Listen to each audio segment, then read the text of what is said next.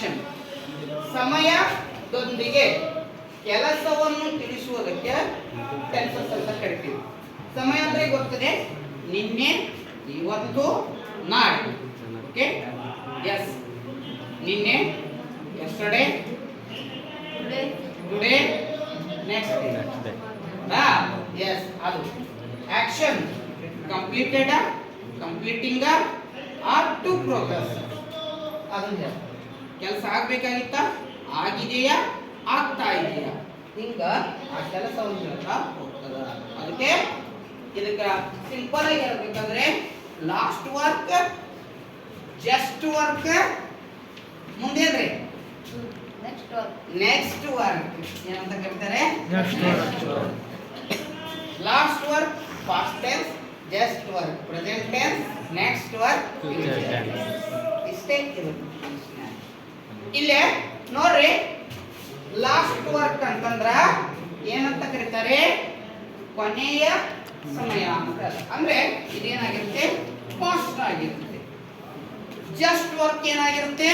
Present ಆಗಿರುತ್ತೆ. Next work ಏನಾಗಿರುತ್ತೆ? Future ಆಗಿರುತ್ತೆ. ಫ್ಯೂಚರ್. ಅದಕ್ಕೆ ಇಲ್ಲೇ ಕೇಳ್ರಿ, ಇವು ಪಾಸ್ಟ್, ಪ್ರೆಸೆಂಟ್, ಫ್ಯೂಚರ್. ಇದ್ರ ಜೊತೆಗೆ ಆಕ್ಷನ್ ಆಗಿರ್ತಾವ, ಕೆಲಸಗಳು ಇರ್ತಾವ. Next action, present action, next future action. ಇವುಗಳ ಬಗ್ಗೆ ನಿನ್ನೆ, ಇವತ್ತು, ನಾಳೆ ಇವುಗಳ ಬಗ್ಗೆ ಹೇಳಿದರೆ ಇದನ್ನೇನಂತ ಕರಿತೀವಿ ನಾವು? ಟೆನ್ಸಸ್ ಅಂತ ಕರಿತೀವಿ. ಹಾಗಾದ್ರೆ ಟೆನ್ಸಸ್ಗಳು ಎಷ್ಟು? ಟೆನ್ಸಸ್ಗಳು ಎಷ್ಟು ಅದಾವ?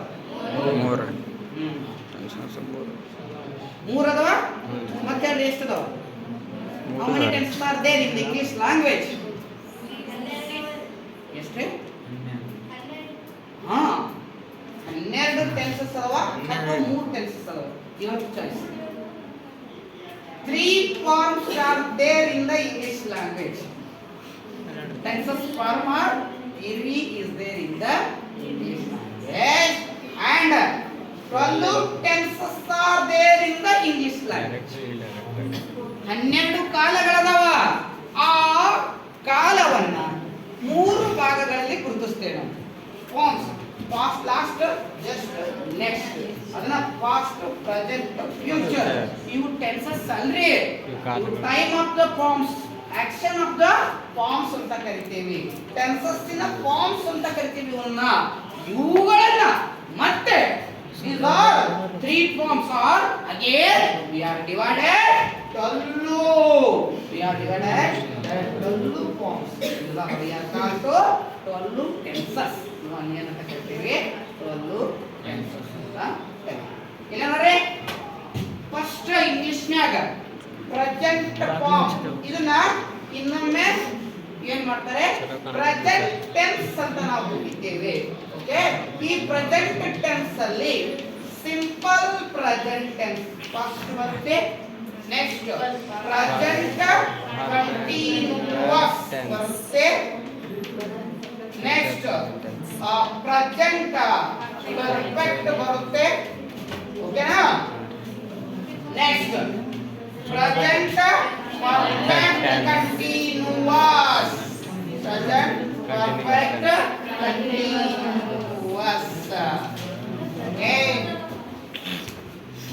Okay, next tense is time with action. Okay, last, just, next. Okay, next past, present, future. Okay, next in a 3 forms are again we are divided: present form, past form, future form. Present form is again we are calling present tense. Okay, present tense again we are divided in the 4 types of tense.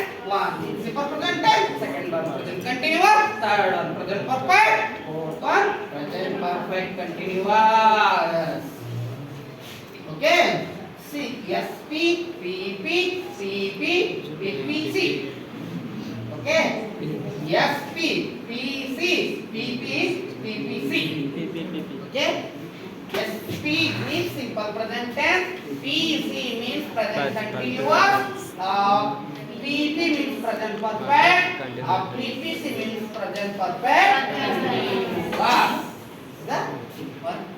Yeah, my dear friends, just we are now trying to study about the present tense. ಈಗ ನಾವೇನ್ ಮಾಡೋಣ, present tense ಅನ್ನುವಂಥದ್ದನ್ನು ಬರೀ study ಮಾಡೋಣ. Okay, S.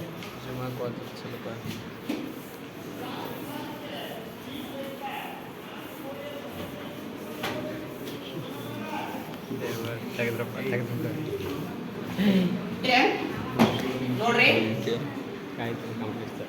Present tense ಅಲ್ಲಿ already ನಾವು ಏನ್ ಹೇಳಿದ್ವಿ, 4